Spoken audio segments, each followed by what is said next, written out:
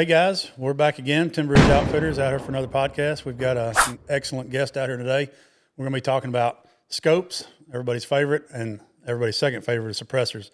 So we're out here with a couple guys from Hawke and from GRIFFIN Armament. I'm going to let John get us introduced here. Yeah, so today we've got Jonathan from Hawke Optics and Cole from GRIFFIN Armament. And so the biggest thing we want to focus on is trying to answer some of those questions that some people might have about scopes and optics, right? So, and we'll touch on some silencers as well.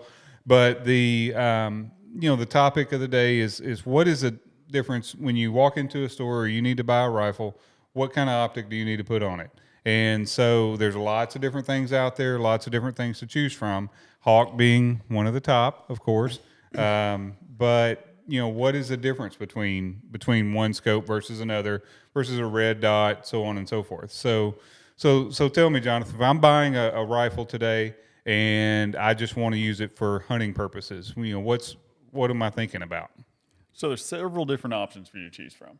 And like you said, my first thing when you come into a store, hey, I'm buying this new gun. My first question is, okay, what are you using this gun for?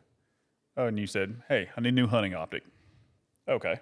Are you hunting East Texas where you're making a 100, maybe 200-yard shot? Are you hunting where it's going to be a lot further? Or are you going into the Rocky Mountains where you may be taking a 700-yard shot? And then those are all factors that kind of go into it. Like take for this area, for example, you're probably not shooting over 200, maybe 300 yards for the most part. And I'd point you in the directions like a basic 3 to 9, 2.5 to 10, or even a 3 to 12 by 56. Just something that's going to get a lot of light coming in because you're in a lot thicker country. You want something with a good field of view. You can see stuff moving out towards the very edges, even past what you're just looking at. Well, I know. Like on some of your scopes, you even have the wide angle right on it, and that's really nice. That's a great feature to be able to get a better field of view. Right. So I know that's one of the selling points that we use in the store. And like you're talking about, hey, what's it going to be used for? That's always the first question. What are we doing with this? What kind of gun do we need to put on it? Yep. But then we get into, of course, there's different magnification, right? So what is Right. magnification? What are we talking about there? So that's pretty much your zoom ratio. So that's going to be, okay, if you're looking at something with your naked eye, that's pretty much a 1x zoom. Now, if you want to add double that, you go up to a 2x and then so forth and so forth. So like one of the most common scopes in history has been the 3 to 9 by 40. So what those number means is it zooms from a 3 power scope, 3 magnification, up to 9 power magnification. And then your 40 represents your objective size. So that's going to be the end of the scope. That's going to be 40 millimeter objective. Okay. So that's the bigger the objective, I assume, the more light that it could let in is the easy way to say it, right? Possibly? Partially. So really what's your objective size? The main thing it does is it increases your field of view.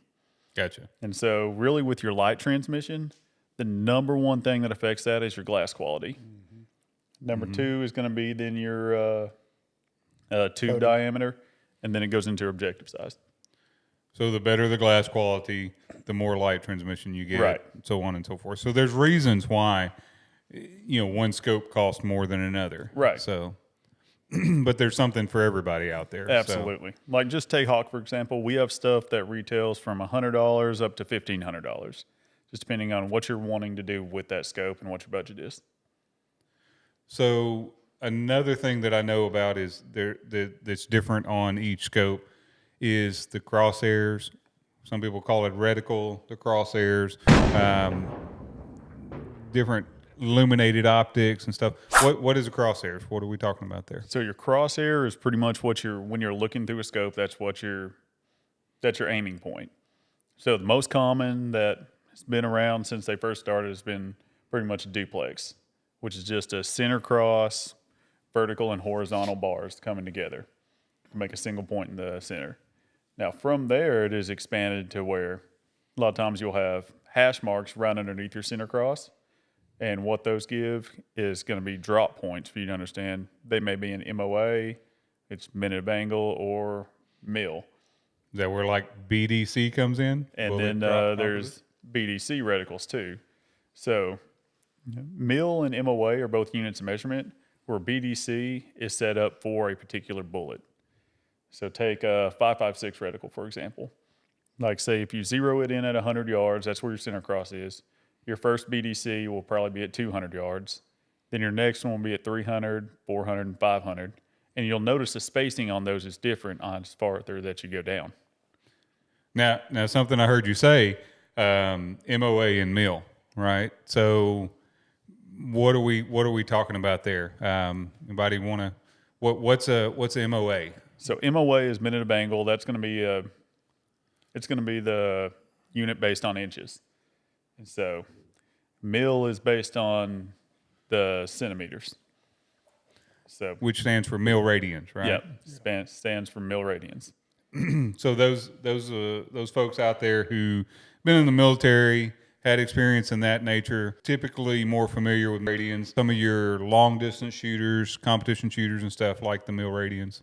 But the MOA is a little simpler, isn't it? I mean, because MOA is basically an inch or really close to an inch, right? At 100 yards. Yeah. At 100 yards. So that makes it, for me, I like it better. I'm just chip in there, not the expert in this field, but from my perspective, an inch at 100 yards to 2 inches at 200, 300. It's easy to extrapolate it out to 1,000 yards at 10 inches. So it makes it really simple. I mean, we've all grown up with inches, feet, yards. Yep, correct. So it's very easy for us to understand. Yep, correct. I've got a few mil scopes, but I kind of steer away from them because it's just not what I'm used to. So anyway. Mills, when you're trying to range something, everything in mills is based off a unit of 10. So it's really quick to do the math in your head. Yep. On mills to determine your distance, to determine your drop points. Yep. Correct. Inside the scope. So it's quick math that you can do. So when we're looking at a scope, though, you have your eyepiece, Yes. you have your objective, then you have your turrets, correct? Yep. So this is going to increase my elevation. Correct. And this is what they would call windage, right? Correct. So left and right. Yep. So you got left and right, up and down. Pretty simple. Then a lot of times there's going to be on a lot of different scopes, there's this turret on the side over here. Now, there's a couple different features that does, right? So depending on the optic, some like this unit works to illuminate the reticle. Right. Meaning, what am I talking about there? So that's pretty much, there's an LED light inside that scope that shines on that reticle and it lights it up red, the parts that are supposed to illuminate. And Gotcha. so the biggest benefit of that is, say you're hunting, it's the last 5 minutes of shooting light. It's pretty much dark outside. You can barely see your reticle. By being able to turn on that illumination, hey, you can then see your center aiming point. Yep. Well, there are some scopes out there that will have another dial over here, or that may have a dial but doesn't have illumination. Right. Some have a combination of both, but what's the other thing that they Now, have? that's going to be your parallax adjustment. So your parallax in scopes that don't have it, it's usually set at a fixed distance. So say 100 yards. Now, that's where your scope is going to be clearest at 100 yards. Now, with the scope with an adjustable parallax, you're going to be able to dial your parallax distance. So if you're on 12 power on that scope and decide, hey, it's a little bit fuzzy at 12 power, and I'm trying to look 500 yards, well, you can adjust your parallax out to 500 yards, and then your scope will clear up. So the long and short of that would be, it gives you a more detailed ability to focus it, right? It's like focusing a set of binoculars. Yeah. It also has an adjustment on the eyepiece, and it works to focus your reticle. So once you get behind it, you focus your eyepiece to your eye so that you can clearly see your reticle. And then you want to focus your parallax so that you focus your picture past the reticle. Depending on distance. Yeah. And this particular model, this is one of your endurance lines. Yeah. But this is one that's used more for hunting purposes, correct? That's what I would assume. And that one is a 2.5 to 10 by 50. So you got your lowest zoom power is 2.5, and then your highest one is 10 power. And then that model comes with a 30 millimeter tube. So get a little bit bigger tube, a little bit more travel in the turrets with that tube size. And then it's got our 50 millimeter objective to get you big wide field of view. That field of view is typically depicted in feet at 1,000 yards, Yes. right? Yeah. And one other thing you touched on there was the size of the tube, 30 millimeter versus 34. 34 having the most travel on the turrets. Yep. Or is there any other reason to have that 34? Just you get a little bit more light transmission with it, but really it's how much travel that you get. That's really, for the long range shooters, really important there. That's one of the main See why things. it keeps going up and up and up. Yeah. Pretty soon it's going to be a tube about that big around all the way through. I've seen 40 millimeter plus size tubes. Wow. Well, and starting out at 1 inch, I mean, that 1 inch is one of the most common. Yep. 1 and 30 millimeter. I probably install more 30s now than I do anything. Yeah. It seems like the trend is going away from the 1 inches and towards more 30s. Sure. Yeah. Even with great glass, it's still, having 30 gives you more opportunity. Yep. So, but there's, aside from this unit, there's other styles of scopes, right? Right. So something like what's commonly called the LPVO, Right. which that would be like that unit there. So a LPVO, that's a low power variable optic. So usually with one of these, we'll start at a 1 power, and then we'll go up to 4, 6, 8, or even 10 power. Which is coming, right? Maybe. Hint, hint. Hint, hint. But yeah, the LPVOs are very popular on big game hunting rifles, very popular on ARs and other modern sporting guns. But they're great for when you're on 1 power.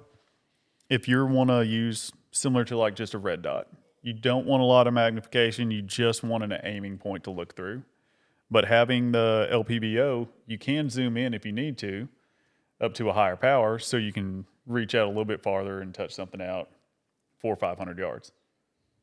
So on your CQB rifles or close quarter battles, it's not a bad unit to have when I'm running on 1 power, and I still need to be able to aim at something or get a good sight picture on something that's, say, 10 yards away. Right. So That's like this yeah. rifle that we put together right here. So this one's actually a GRIFFIN Armament rifle. And for it, I put our 1-6 Frontier. And on a can, I actually did a red dot. Mm-hmm. And the reason I did the red dot on the side with a 1-6, even though, yes, it has 1 power, say I'm hog hunting or in a different situation, I'm zoomed into 6, I can go from 6 power just by canning over like this. I'm at 1 power real fast. Yep. And just makes for faster target acquisition. Yep. I've seen it multiple times, especially with silencers on. That hog doesn't know which way to go and it ends up coming at you. Yep. You know? Right. 100%. So even if you're trying to clear a house or something of that nature, I can see it in law enforcement side of things to where, being able to have something that's right there can be very handy. So Absolutely. And if you're shooting off a barricade, sometimes that offset, if you just rotate the gun, you have it sit, horizontal, you can still take a shot like that. And Cole, you want to talk about this mount? So it allows for a lot of different things to be set up on, obviously we have different footprints for different things, but it allows for kind of the user to set it up how they choose. And there may be a QD versus mount coming soon. So it's a full true ambi rifle. So it allows you to do bolt catch and release on right side as well as mag release on the left. Not everyone is a righty, so you wish everyone was sometimes, but obviously sometimes if, law enforcement, things like that, they have to switch their non-dominant hand, something they're not comfortable with. Makes it a lot easier for them to manipulate the firearm and get what they need to do done. For sure. And it has an ambidextrous safety, ambidextrous charging handle. Yep. Has all the fancy features that, when you're looking for like say a mid-tier rifle, it has what you need. What about the suppressor on that one? It's pretty small. Just looking at it from here. So this was actually our submission for the FBI HRT contract. So because of that, we call it dual lock HRT. So it's a dedicated 5.56 can. It's a tube over is what you call it. So you actually weld it together and then you put a tube over it. So it's a little bit more heavy duty. It's full auto rated, no barrel restrictions. Super quiet can, super low back pressure, and it has new dual lock mounting feature on it, which has been popular for us in the past year. That's awesome. I know we talked a little bit about that dual locking system earlier, and it's something that is different, that is new. but having the taper mount integrated into it along with the mechanical locking system, it's kind of the best of both worlds type thing. Yeah, so you get It's that a cool taper mount. setup. You get that taper mount, but then you also have the added inches of that passive locking system. Yeah, for sure. Sweet. Good stuff. Good stuff. The we talk about bouncing back and forth a little bit. Going back to the scope side of things, something we didn't talk about is focal planes, right? Right. So that's something that I hear a lot. I see a lot of. You got first focal plane, you got second focal plane. What the heck do I need to do with that? So, why do I want a focal plane, or inverse, why do I want a first focal plane? So with the second focal plane, when you zoom in from, say, it's a 6 to 24, when you're on 6 power and you zoom into 24 power, your reticle stays the same. Now, if from where you zeroed your rifle, that's not going to make very much of a difference. Now, if you're using your drops on your rifle on a second focal plane, since your rifle and your drops since your reticle and the drops in the reticle all stayed the same, those drops are going to change your yardage wise as you zoom in. So, say we're shooting at 500 yards. Hey, my first drop might be at 300 yards on low power. Then if I zoom up to 24 power, then that same first drop might be at 100 yards. It could vary greatly. Now with the first focal plane, your reticle stays consistent in size to the picture that you're looking at through your scope. So whatever your view is, as you zoom in, your reticle is going to grow accordingly. So it doesn't matter if you're at 6 power or you're 24 power, your first drop is still going to be the same point. And that's why I see a lot of target shooters use it. Right. And somebody who knows that they're going to use that Christmas tree style or whatever it Right. may be, reticle in there, and they're going to use those marks in their first focal plane is more common or is more Right. preferred because there's less calculation. They can already pre-calculate that. If you're going to use What your those- holdovers when you're shooting long range, then the first focal plane seems to be more popular. Now, if you dial your distance on your turret and adjust your elevation for your distance, then second focal planes seem to be more popular. And I've seen in the past, I've seen more hunters tend to lean more towards the second focal plane. Right. Just because the downside of it is a target long ways away, your reticle kind of covers the target more and Right. makes it harder to be as detailed shot. So, but On that note, because y'all know I went on a mule deer hunt the other day, and I actually utilized that same scope we have here, that 18 power. Was it 3 to 18? It's a 3 to 18. 3 to 18, first focal plane. Wow, it has the ability to dial turrets very easily, which I enjoyed. But then it also has a first focal plane with as he said, the Christmas tree. Is that kind of like what we're talking about with the red dot here on the side of this, a backup? Like, why would we have both? Why would we need both in the same scope, first focal plane and easily turret capable dial? It's that way that you can have the option. Yeah. So it's just if I don't have time to dial it, I can windage it or eyeball it, I guess I would call it, and You can shoot it just quick. Use your holdover real quick, throw up, make a quick shot. well, before you go far with that, let's touch on that. You've used that term holdover. Okay. Explain that. So your holdovers are going to be those hash marks that you see in your turrets.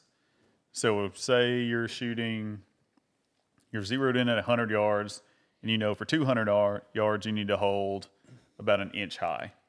So you'd hold the crosshairs on your reticle 1 inch over your target so that you know where you're going to hit. Gotcha. So in that scope, it has those graduations below the crosshairs, so that you don't have to guesstimate an inch. You can precisely say, all right, this is an inch, this is 2 inches, based off your practice. Right. And so when we were talking about Christmas tree reticle. Yep. So Christmas tree, it's going to give you tons of drops on your elevation, but it's also going to give you windage marks all the way down on your elevation too. So you're going to get some extra holdover points going out. And usually it's at actually wind degrees. So you may see your holdover points at, hey, this one's at 5 mile an hour wind. This one's at 10 mile an hour wind. This one's at 15 mile an hour wind. all the way down for your reticle. So it actually looks like almost like a Christmas tree going up, where it's really wide at the bottom and then really narrow at the top. Maybe we can get the folks at Pure Productions here to give us a screenshot here in our screen somewhere and show us that little Christmas tree. Right. So that'd be handy to see. Yeah. They're pretty good. Yeah, they're good. The scope, just for you guys' knowledge, on that hunt, I mean, it was awesome. Dialed it up 200 yards, hit exactly where I was aiming. You know, I mean, I took a little bit longer shot at 400 yards, but had a little bit of brush in the way. So I'm going to use that as my excuse for missing that deer. But anyway, no complaints about the scope. The only thing is you've got to be used to that first focal plane, because it does take up quite a bit when you're zooming in. So was this your first time using a first focal It was, plane on the hunt? Yep. That was the first time I sighted it in and then went on the hunt. So yeah, it was a little bit. All my other scopes are second focal plane. So, and I actually think I have one on another scope on another gun, but I haven't used it for a hunting situation. It's only been a target, and I haven't shot it much. So it was different to try to have to do that. But like I had those 10-power rangefinder binoculars, and that gave me all the sight picture I needed. That was, I mean, we ranged 2,000 yards of those things off of rocks. It was absolutely awesome. Those are good binoculars. I really liked them. Absolutely. Really liked them. We just released those this year. Which And when they've we been were so talking popular. about the optic side of it, I mean, yeah, there's things that go on scope. I mean, go on rifles as far as scopes, but you know, it's important when you're looking at binoculars and monoculars and things of that nature too. The differences in zoom and focus and things like that as well, which you guys offer that really cool range finding bino set, Right. along with range finders and stuff as well. But Yeah. what if I needed something simple? What if I needed, hey, this is going to be on a what they call a PCC, like a pistol carbine, or something that's smaller. Even my handgun, you offer some other things for that too, right? Right. We offer several different red dot models. Here's one that we have right here. Try not to flag you. But this is going to be one that's great for ARs, for PCCs, for pretty much anything where you just need, hey, I need pretty much, so a red dot. All it is we're projecting a red dot onto the outer lens. So when you look through it, you see just that perfect little red dot pop up. Mm-hmm. And so a lot of the times with like a pistol, what we were talking about, you'll have a reflex dot. So instead of an enclosed red dot system like what this is, you'll actually have just a single piece of glass that the red dot is reflecting onto. And you'd be amazed of how what kind of condition I've seen some of those come in before. You know, it's like, how is that thing still projecting on that screen? Right. This works a whole lot better if you clean the screen off. So, because it's amazing what it can catch in there. But so there's the reflex style. There's, you know, and they come in different sizes too. Because I know that in the industry, and you guys make one even smaller than that, and with an enclosed emitter like that. Right. This is one of our larger ones, which usually when guys ask, I'm like, hey, once again, it's what are you using it for? If you need a large field of view, need something you're okay with a bigger in size, you're putting it on more of a rifle size gun, this is the one that I point towards. If you want something smaller and compact, we have a smaller version of this that works great as well. Yeah, but that's what's a little more unique about what you offer, because in the industry, there's not very many of the larger field of views. Right. That's something that I've noticed that we've done quite a few of because of that fact of it having a larger field of view. Yes, it's a little bigger on top of your unit, on top of your firearm, but on the same hand, and whenever I throw up to be on target, I'm seeing a bigger picture. I can see more around it. Yep. So Right. For sure. What do we got on? This is a Griffin Armament suppressor on this. Optimus. Yep, that's our Optimus 9. That's one of our other universal cans. So the nice about that, you can shoot on your 22, you can shoot on your 30 cal rifle. It comes with a 30 cal blast baffle, so you can kind of bounce it around to different host guns. It's a really good entry level suppressor, but where it really shines is on a 9mm PCC, in my opinion. And do you have to change out the end piece of the baffle on that? Nope, Nothing. So it comes with the 9mm end cap from us. It comes with a 30 cal muzzle device, so you can put it on your 30 cal rifle, 5/8 by 24. And how John has it set up is in a tri-lug, so it's in the shorter configuration on a tri-lug. Yeah. So is that, do you know what the decibel difference is between shooting it on a 9 versus a 22? I don't know the exact number on it, so I don't want to say something. Yeah, sure. But it is hearing safe. Even down, okay, well, that's awesome. That's cool. You want to talk about the tri-lug system? This was really cool. So, This I mean, is something that it's so easy just to install and put on. so that's tri-lug is what I recommend to anyone using Yeah. a PCC. I mean, it's kind of a staple. A lot of companies have been using it for so long. We use the same spec as B&T, H&K. So a lot of big name manufacturers are all running the same spec as we are. You don't see it fail much, which is the nice part. It stays true to itself. It doesn't walk off. You don't have to worry about it coming off. When it's on there, and it's built like a tank. So So when you're saying tri-load, what is that? What are you referring to there? if you look at, it's kind of hard to tell, but there's 3 little almost prong lights on here. And there's an interface on here. I'm not sure the camera can pick that up. Gotcha. But there's a spring yeah, in there there. You push down, turn it, it'll lock into place. Okay, so it's got tri-lug. Yep. Tri-lug. Okay, you sound like you're saying tri-load. So yeah, I just wanted to make sure everybody understood that. The 3 little lugs on each side interface with 3 lugs there and spring loaded, right? Yep. Yep. So that's super cool. Just drop in and twist. Locks in solid as a rock. And you know, that's one of the things when it comes when we're talking about silencer or suppressors to people. You know, people will look at stuff online, and that's why it's so important to actually be able to have those conversations with folks. I get it all the time where people have they just go on to the website and they order something, and then they show up, and then once they get there, they kind of have some buyer's remorse, right? And that's unfortunately with a silencer, you don't really have much of a choice. No, yeah, But it's really easy to get something that you think is the right thing, but then you realize, hey, it's not quite right. So I've had that happen a lot, multiple times, and that's where it's important. You know, give us the opportunity. You come in and ask questions, and let us show you. Show you the features, advantages, and benefits of different ones, so that we make sure that we put the right thing in your hands, so that you're happy with it in the long run. So it's a lifetime purchase. You know, it's something that'll be with you forever. I think one of the biggest questions a lot of people have when they come in is the different mountings. That's Yeah. exactly what I was fixing to ask So you. many on the market Yep. right now. 100%. I was going to just ask you to quickly differentiate between these 2 style mounts. So tri-lug's more PCC focused. You really don't see it on any rifles. Dual lock is definitely more of a rifle style. So it's completely wear free. So it looks somewhat similar to other mounts on the market. But it's just an Inconel wave spring with these fins in here that correspond with a locking collar on here. So it's essentially a spline, a gear spline with little locking features. So you have a taper, which is almost pretty standard. Most companies have some sort of a taper mount. So when you get an unlocked fixture, you thread it on, get it tight, give it a firm handshake, and lock it down, and it's going to lock right into one of those gears, and it almost feels like it's pinned and welded right on there. So, it's an extra added insurance. Don't have to worry about it coming off. Gotcha. Obviously, it's such an expensive purchase, you don't want to have to send it back for warranty. Those Inconel springs are tough. Oh, yeah. We actually did all of our testing without the locking collar on here, just with that taper mount. So we're very confident in it. Good. Is there any other styles, or is this the main 2? So we have a traditional taper mount. We have our dual lock, and then kind of one of our more popular with law enforcement is what we call our gate lock. So this will lock onto the BFA groove on an A2 flash hider. So as long as it's a Colt spec A2 USGI, it sits right into that BFA groove and works with the wrench flats at 3 and 9 o'clock.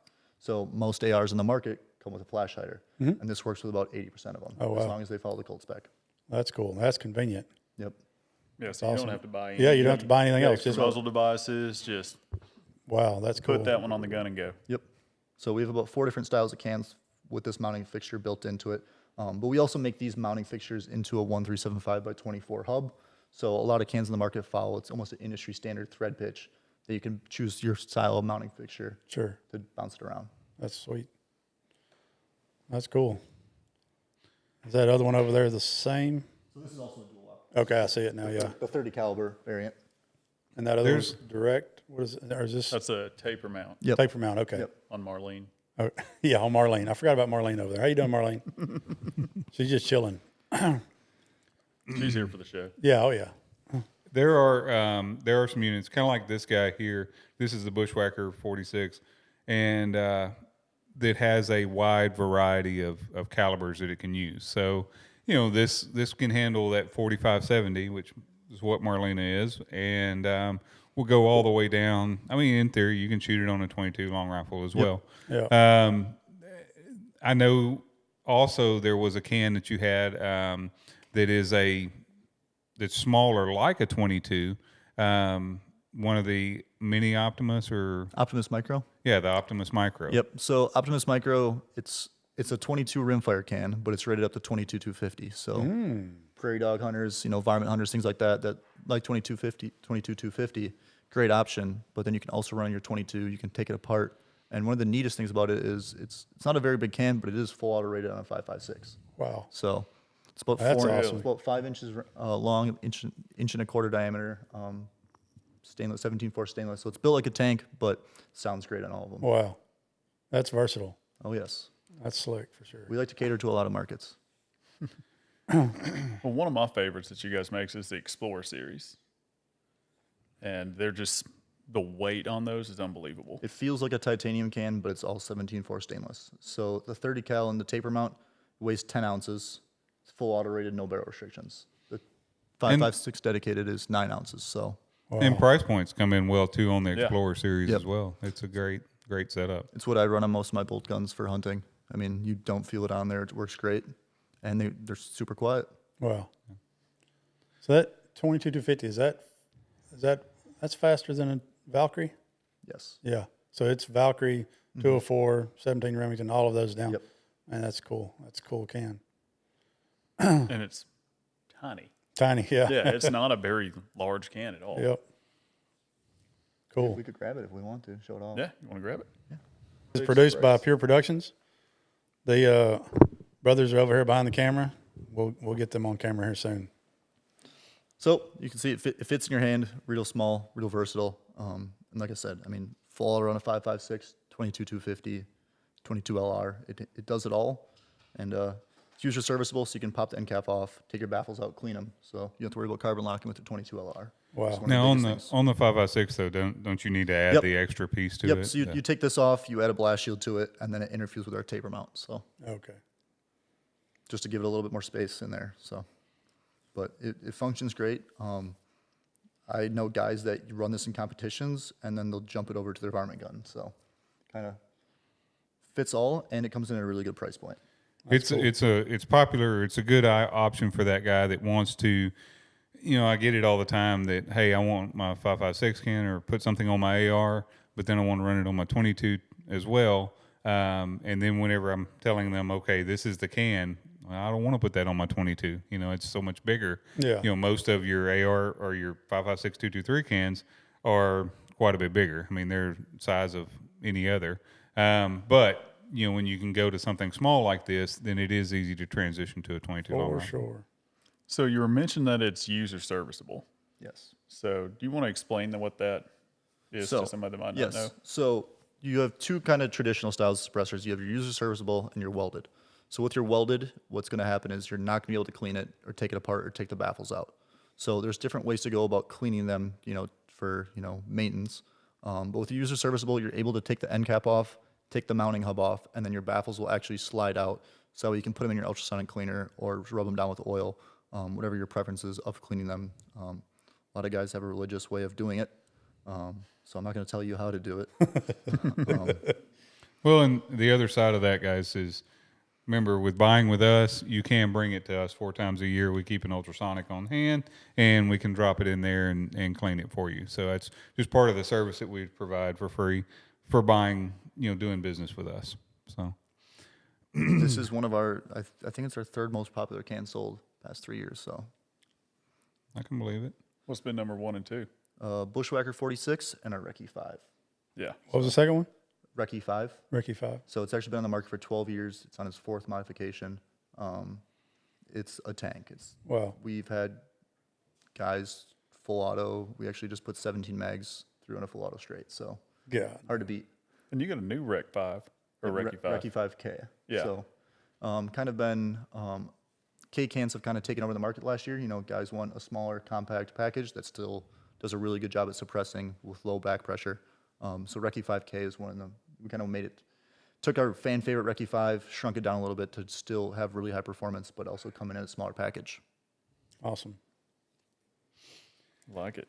And so you were telling me earlier, we were talking about the Bushwhacker 46, and you were saying it is one of the quietest or the quietest? Yeah, so a lot of the suppressor industry got together back in August in Cheyenne, Wyoming at Thunder Beast's headquarters, and everyone brought out cans, and we set up some sound testing so that way everyone is testing in the same exact location, same exact setup, same guns, same ammo batch, to really figure out, because people test, every manufacturer tests in their own ways. We wanted to kind of almost set up an industry standard.